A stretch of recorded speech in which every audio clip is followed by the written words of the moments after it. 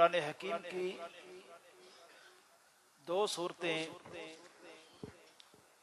सूरा यूनुस और सूरा हूद, उसकी तिलावत नमाज तरावी में की जा चुकी है। और अभी सूरा यूसुफ, जिसे अल्लाह ताला ने कुरान हकीम का सबसे अच्छा किस्सा, अच्छा वाकया कहा है, उसकी तिलावत शुरू हो गई है। पहले इन दो सूरतों के हवाले से एक बात समाअत करें। अल्लाह के रसूल अलैहिस्सलातु वस्सलाम ने फरमाया कि सूरा हूद और सूरा यूनुस और 30वें सिपारे की चंद सूरतों का नाम लेके आपने फरमाया कि इन सूरतों के मज़ामीन ने मुझे बूढ़ा कर दिया है कि इसके अंदर इस कदर हौलनाक, डरा देने वाले वाकयात, इन दो सूरतों के अंदर सिर्फ और सिर्फ वाकयात है। पहली कौमों की, नबी शुएब अलैहिस्सलातु वस्सलाम की कौम का वाकया अभी आपने नमाज तरावी में सुना।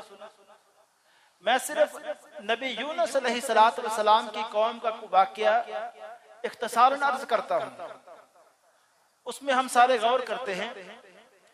नबी यूनुस अलैहिस्सलातु वस्सलाम अपनी कौम से नाराज होकर अपनी बस्ती छोड़ के बाहर जाते हैं।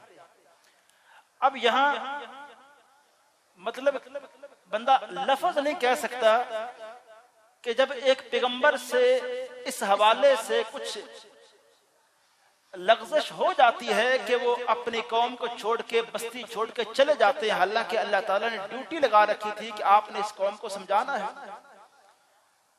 आप और मैं इस बात पे गौर करें कि अल्लाह ताला ने अपने पैगंबर को भी पकड़ लिया और अपने पैगंबर को भी पानी के अंदर डुबोया, मछली के पेट के अंदर चले गए। एक तो यहाँ गौर करें कि एक पैगंबर, अल्लाह के करीबी बंदे, अल्लाह ने उनके साथ भी यहाँ सख्ती वाला मामला कर दिया। लेकिन दूसरी तरफ आप इस वाकया में नबी यूनुस की यकीन को दाद दें कि नबी यूनुस का अपने अल्लाह पे यकीन कैसा है।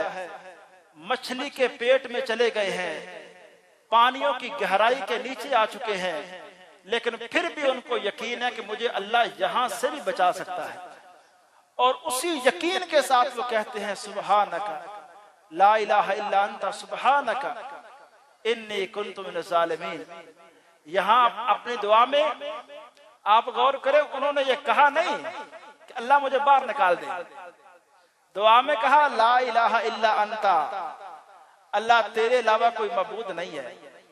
फिर कहा सुब्हानका, अल्लाह तू पाक है। किससे पाक है?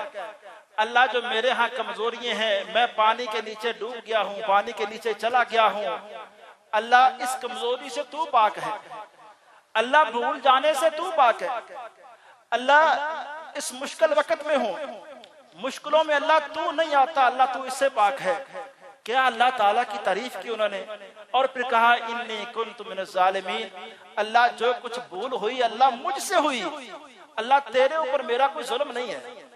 तो इस दुआ को अहले इल्म का ख्याल यह है कि ला इलाहा इल्ला अंता सुब्हानका इन्नी कुन्तु मिनज़ ज़ालिमीन, अगर कोई बंदा परेशानी के दिनों में इसके मफहूम पर सही तरह गौर करके इसका वजीफा करे तो अल्लाह ताला, और ज़हन में इस बात को लेकर वजीफा किया जाए कि अल्लाह तूने नबी यूनुस को इतनी बड़ी मुसीबत से, परेशानी से अल्लाह तूने निजात दी। ज़ाहरी अकल मानती नहीं कि ऐसी पानी के गहराइयों के अंदर से कोई बंदा ऊपर आ सकता है, अकल नहीं मानती। अल्लाह तूने नबी अपने पैगंबर को ऐसी परेशानी के अंदर भी अल्लाह तूने निजात दी। परेशानी के वक्त इस वजीफे को किया जाए। और फिर अगली आखिरी बात, वो जो नबी यूनुस अलैहिस्सलातु वस्सलाम की कौम है, इस वाकया में उस कौम का भी तज़किरा है। उनको एहसास होता है कि हमसे गलती हो गई है, अल्लाह के पैगंबर हमसे नाराज होकर चले गए हैं, अल्लाह का अजाब करीब है, अल्लाह के अजाब को वो सामने देख रहे हैं। इस वाकया में एक उनकी तौबा का भी एक अंदाज है जिसपे हम गौर करें। कौम के लोग सारे बाहर निकलते हैं, जानवरों को लेके, अपने बच्चों को लेके, पूरी की पूरी बस्ती खाली हो जाती है। अब उस जंगल के अंदर जाके वो बस्ती के लोग दुआ करते हैं, उनके बच्चे रो रहे हैं, जानवर, एक अजीब सा एक माहौल बनाया गया जहां बिल्कुल ऊंची ऊंची बच्चे भी रो रहे हैं, वो भी रो रहे हैं। और उन्होंने इस तरह रो रो के अल्लाह से माफी मांगी कि अल्लाह का जो गुस्सा था वो भी ठंडा हो गया। तो इसमें, इस वाकया के अंदर हमें समझ आता है कि अल्लाह ताला से कैसे मांगते हैं, कैसे इस्तिग़फ़ार करते हैं। और इस सूरत के अंदर और भी कई एक वाकयात हैं जिस पे हम गौर करें, समझें। अल्लाह ने हमारे लिए एक नसीहत के तौर पे ये वाकयात इस कुरान के अंदर दर्ज किए।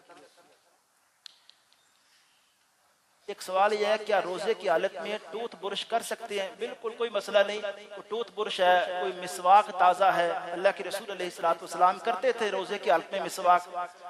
मिसवाक से, टूथ ब्रश से रोजा नहीं टूटता, मसला नहीं है। लेकिन रोजे की हालत में गीबतें करने का मसला है, गालियां देने का, बेनमाज होने का। असल मसले ये पूछने चाहिए, टूथ ब्रश क्या मसला है? जो रोजा तो हमें ये सिखाता है। दूसरा सवाल, क्या गैर मुस्लिम को ज़कात दे सकते हैं? ये सवाल एक तफसीली है, इंशाल्लाह इसका जवाब कल इंशाल्लाह।